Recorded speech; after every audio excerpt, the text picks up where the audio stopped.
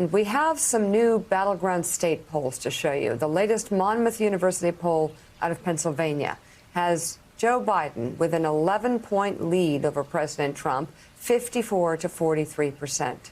In Florida, the latest USA Today Suffolk University poll shows the two candidates tied at 45%. The latest University of North Florida poll has Biden up by 6 points, 51 to 45%. And in the latest CNBC Change Research poll, Biden holds a 4-point lead in the state, 50 to 46%. Let's go to Michigan now. The latest Detroit News WDIV TV poll shows Biden with a 9-point edge over Trump, 48 to 39%. And the latest Reuters Ipsos poll finds Biden up by 6 points among likely Wisconsin voters, 50 to 44%. Which is actually closer than most Wisconsin polls have been, but they've been from a range to 6 to 10 to 11. So, Jim Messina, let's go to you first. Obviously, if you talk to pollsters, if you talk to people on the ground, if you talk to people in the campaign, they will tell you, and I'm sure they've told you, that the president's debate performance was almost a singular event in this campaign that's had Joe Biden steadily ahead. But this was the one time where they saw pretty dramatic movement away from the president over one event on one day. Add the chaos of the last week, and obviously you're starting to see an electoral map that is closing in on the president of the United States.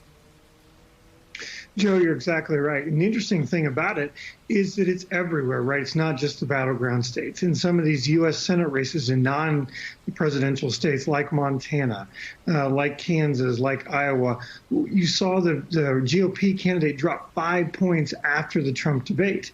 In these battleground states of Michigan, Wisconsin, and Pennsylvania, the old blue wall, you saw the race significantly move. And this has been a really stable race since the conventions. And yet this one act, this one moment really tanked him with two groups of people. The first is senior voters. Senior voters who Trump carried by 7 points. Two polls out yesterday now have him trailing with senior voters by 20 points, which is just an unprecedented amount of movement.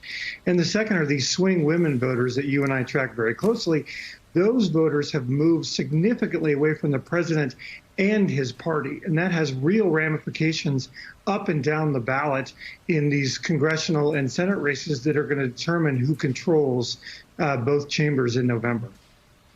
And Willie, my Republican friends that I've known for 25 years in the state of Florida told me before the debate that they were finally starting to feel good about the state of Florida, that Donald Trump, because of disproportionate support, unusual amount of support in Miami-Dade, was actually starting to draw even and even move ahead of Joe Biden. And I was talking to one who, one of the more accurate predictors over the past 20 years of how campaigns are going to go in Florida, who told me the day before the debate that they were starting to feel good, that it looked like a Trump +1/+2 win. He called me 2 days after the debate and he said, scratch that. Not only are we seeing a terrible bleeding of support from the president, but also Republicans up and down the ballot, not just in congressional races, but also in state legislative races, also losing support. He said, I've never seen anything like a reaction to a debate like there was to the one on Tuesday night. Yeah, well, the CNN poll of yesterday that showed a 16-point spread nationally, the NBC Wall Street Journal poll before that showed a 14 spread nationally, both taken after the debate. So Trump fatigue and its manifestation in the debate is real. And Jim Messina, I would just ask you, we've seen in those two polls as well, staggering numbers among women for Joe Biden, upwards of 20%, 21% in the CNN poll, 27% plus number for Joe Biden in the Wall Street Journal poll, NBC poll. Can Donald Trump win with those numbers? And then you factor in seniors as well? No, well, there's no way. You look at those two numbers, and there's no path to victory if he can't move those numbers, right? And so if you look very closely at the numbers, that's why he's starting to pull away in states like Pennsylvania and Michigan, where these senior voters combined with the women voters are just moving these numbers away from the president.